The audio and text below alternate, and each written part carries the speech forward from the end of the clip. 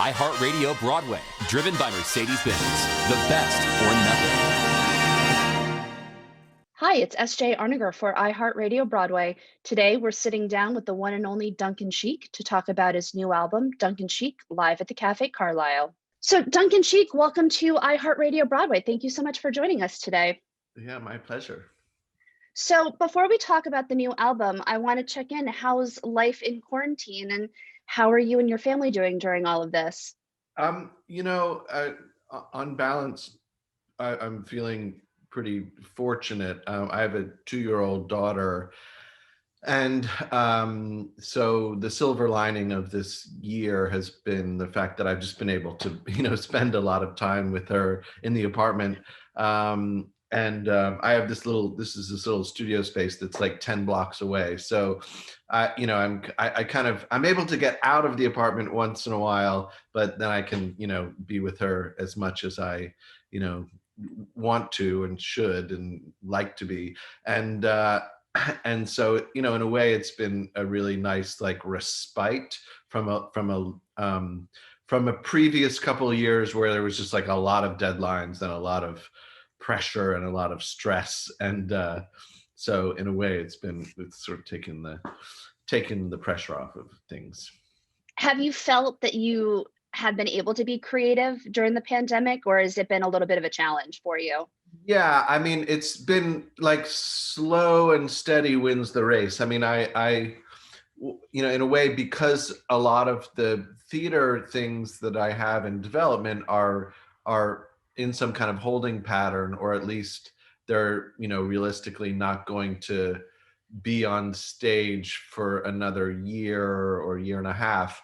I was able to I've been able to like concentrate on just writing music that will probably turn into the next just kind of Duncan Sheik record, but it's not related to any theater, and it was done with no expectations and no sort of audience in mind, and it's just sort of like experimentation and play, but I'm really happy with what the results of those things have been. So During this whole entire thing, when I've had composers on talking about what they're working on during the pandemic, my one question I always ask is, what advice do you have for composers who were just about to have a new work premiere, whether it was on Broadway, off Broadway, regionally, and then all of a sudden it just gets canceled?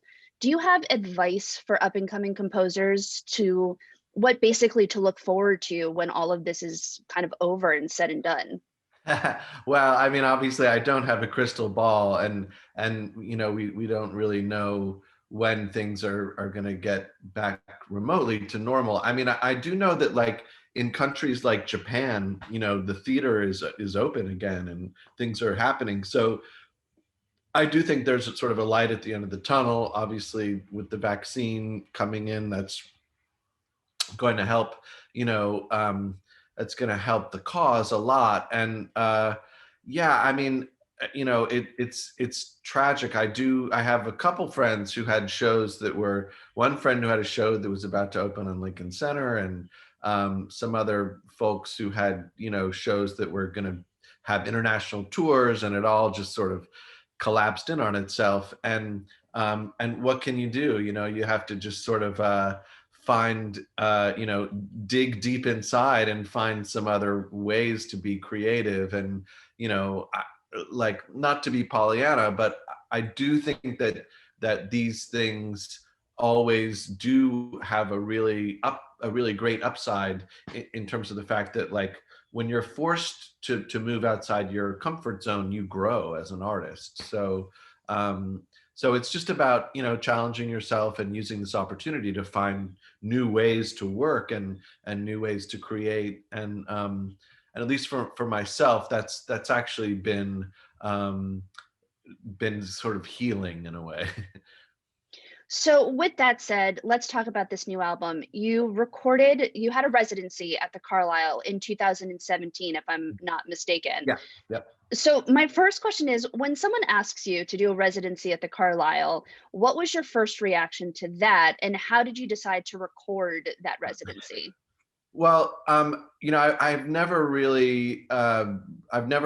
recorded a series of shows before. in this manner. Like it's usually when I'm on tour, you're playing one venue a night and you're moving around from place to place, and things, the environment and the audience and it just changes a lot night to night. So when you have the opportunity to kind of sit down in one room 5 days in a row, it's in a way, it's a really good opportunity to make a live record, because you've got, hopefully 3 or 4 or 5 takes of any given song that might land on the record, and you've got some room to maneuver there and pick, put your best foot forward, so to speak. So yeah, so that, I mean, and look, when I decided to record those things, we did it, we brought a lot of really good gear in to record it, but I didn't have a huge expectation of coming out of it with a record. It might have just been a document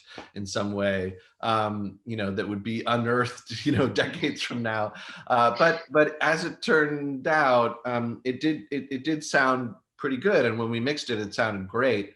And so, it was just kind of sitting on a hard drive for 2.5 years, and then I thought, well, no, nobody can go to a live show. Nobody's really experiencing live music right now. It's kind of an interesting time to put out a live album, just as a tip of the hat to that experience. So, and I've never put out a live album before, mostly because I'm really self-conscious about my performance, my live performance. And in some ways I've always been more comfortable in the studio. And certainly in the beginning of my career, that was true. And so it was, feeling comfortable on stage and enjoying the process of performing was a very sort of hard one. It was a hard one, process for me. So anyway, I was happy with how it sounded, and it just seemed like this is a great time to put it out. And also, of course, the Carlyle itself has this incredible imprimatur and this incredible history, and it's such a unique place in terms of the performers that have been there, and a lot of really iconoclastic folks have rolled through the Carlyle. So it's nice to be vaguely in that company. And then I have a sort of personal history with the place, where when I was in college, I had a roommate and a friend of mine whose mom lived at the Carlyle, had a really nice apartment there. And so we would come down to New York City, to go night clubbing, and we would like crash at the Carlyle. And it was kind of this,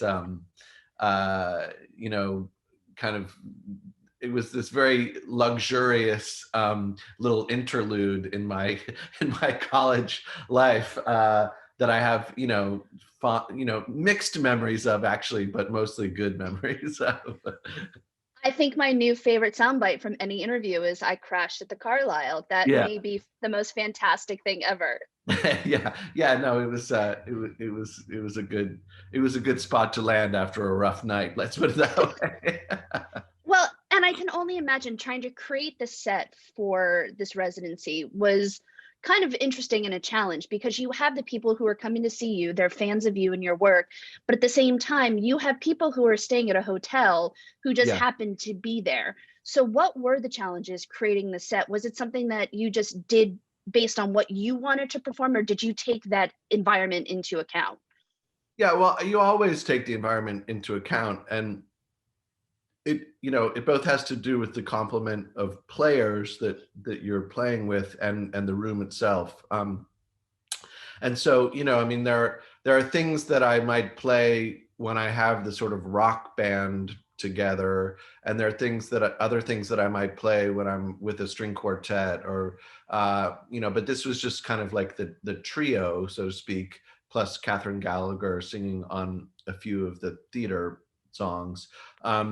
So it depends a lot on what sounds best coming out of myself and Doug Yule playing drums and Jason Hart playing piano and keyboards and stuff. So it's really just born out of the practical logistics of what I have to work with. And yeah, there is that factor of the kind of the random person who's staying at the hotel who has no idea who I am, who just shows up downstairs and has dinner and, you know, wants an evening's entertainment. And like, you know, certain nights there was more of that than other nights. And I found myself having to like, you know, I was like having to remind myself that like not everyone here is going to hang on my every word, and I might actually have to like win some people over, and I might not win some people over, and they're just going to chit chat all night during the set, and you know, them's the breaks. So that, I guess, you know, in a way that sort of it's humbling in a good way, and makes the experience kind of interesting and real and human. Is there something very much like going back to the start of your career with that though? Where you're playing in a hotel, it's a small venue. Is there something remotely around that that it felt very new? Um, well, look, I mean, you know, I've always played in places that are fairly intimate and prefer playing smaller rooms in a way, in terms of what happens musically and sonically. It's just, it's easier to kind of you know, playing in like big rock clubs was never my favorite thing to do. And you know, I mean, performing arts centers are nice because like people are just kind of like polite and sitting down and like paying attention. But this has a sort of interesting sort of combination of both. I mean, it's obviously it's going to be a pretty sophisticated audience, whether they know me or not. But it has a kind of casual thing about it, that just is, yeah, I mean, it's unique. It's a unique experience playing there in a good way. And the album that with the set that you put together, there's a mixture of your original songs, both from your albums, but then your musical theater Broadway stuff from Spring Awakening. You've got Alice by Heart on there, American Psycho on there, but then you've also got a few covers. And I was listening to an interview you did, and it was right around the time Tom Petty had passed away, Mhm. and you decided to cover one of his songs.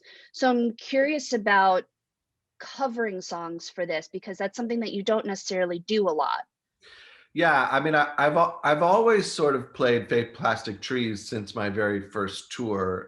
It's just, it was like the one cover that I had in my back pocket that I liked to end shows with, like back in the day when I was opening up for Jewel and stuff like that.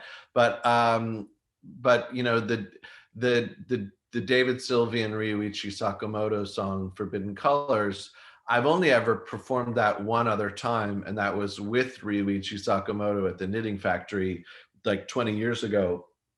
And I think you know, I was so awestruck and so kind of not in my body when I did that. I needed to kind of make amends and do record a proper version of it, you know, 20 years later. Uh, and then, you know, the Depeche Mode song comes from a covers record that I did, and that I just like performing that song a lot. And it sort of has a kinship with Fake Plastic Trees and thematically. Um, and yeah, I mean, and Tom Petty, you know, that was it, you know, again, a total outlier for me, but because he passed away that week, it just seemed like a nice, you know, I just wanted to pay tribute to, you know, one of the great American, you know, singer-songwriter recording artists. And in fact, you know, most of my influences are mostly from the other side of the pond. And so, you know, I just thought, oh well, this is an opportunity to perform something for this great artist. And you know, that song, interestingly, it's like my brother said to me, like, you had to pick the most Duncan Sheik of pop Tom Petty songs. And it's true, it's sort of like harmonically, it sort of lives in a similar world to stuff that I traffic in. So it was pretty enjoyable to play. And let's talk about the musical theater aspect to this. You do have the three shows that are featured on the album and from the residency. Yeah. The great Catherine Gallagher for the Spring Awakening songs. Why those two songs specifically from Spring Awakening? What was it about those two songs? Well, again, I mean, those are kind of the songs that are make the most sense for me to sing, and they're the songs that I've performed most from the show. And again, like I probably could play a version of Bitch of Living, or I could have done Left Behind, or something like that. But the Bitch of Living sort of wants a rock band, and Left Behind sort of stretches the limitations of my voice in a way that I'm not totally comfortable with right this second. So, or at that time. So those were the songs that I just were kind of putting my best foot forward, and that I've performed the most. So it made sense to do those, and it kind of works with, they both work with two singers pretty well. And then and then also there's a song from Alice by Heart there that Catherine sings really beautifully, and Molly Gordon sang it really beautifully in the show itself, and so I was really happy with how that came out in the recording. So the album's available now, and I will say it's a beautiful album, and congratulations. I think everyone needs to run out and listen to it. It's available on all streaming devices. Before I let you go, is there anything new in the works for Broadway, for the musical theater world? Is Alice by Heart also, is there any news with Alice by Heart? Not so much on the Alice by Heart front, although Hope Springs Eternal. I think Secret Life of Bees is gonna find its way to a stage in London in 2022. There's a show Noir that I wrote with Kyle Jarrow, who I wrote Whisper House with, and I think we are gonna do that in Houston a year from now. Provided things are somewhat back to normal, and and then other than that, I'm really sort of concentrating on just writing this new set of songs, which probably won't be theater related, and will just be, I in a way I think of this live record as like the period on the end of a sort of chapter of my career, and the stuff that will come after the new record that's going to come out hopefully at some point next year, maybe the end of 2021. It will be a significant kind of departure, and that feels right. It feels really good. And when all is over, when this pandemic's over, when we're all back in a theater, is there one thing that you're looking forward to the most, especially with Broadway? I mean, we are a Broadway radio station, but is there one thing you're looking forward to the most when we're all back in a theater? Well, of course, it will be, it would be nice to just be able to go see a show again with real human beings and not have to watch theater on Zoom, although there's been some really cool things that people have done, and there have been some really great innovations, because of this crazy year and everything that it's brought. So I was intrigued by that, and actually I felt again, it's like people are really resilient, and people in the theater are really resilient, and all the new and different ways people found of making live theater in the electronic age. I think that they've been really great first steps in a new evolution of the medium. So I hope to see a lot more of it, in different ways, and the sort of hybridization of the sort of live experience and the digital experience. I think that that's pretty fertile ground. Well, we can't wait to see you back in a theater live, whether it's a show or you personally. So congratulations again on the album. It's such a beautiful album. Thank I'm you. so thankful that you put it out, even though the show was in 2017, because I feel like we're all desperate for live music right now. So thank you and congratulations, and Happy New Year to you and your family. Yeah, to you too. Thank I'll you see so you much. soon in person, I hope. Hopefully, fingers crossed. Okay, all right. Thanks. Have a great day. iHeartRadio Broadway, driven by Mercedes-Benz. The best or nothing.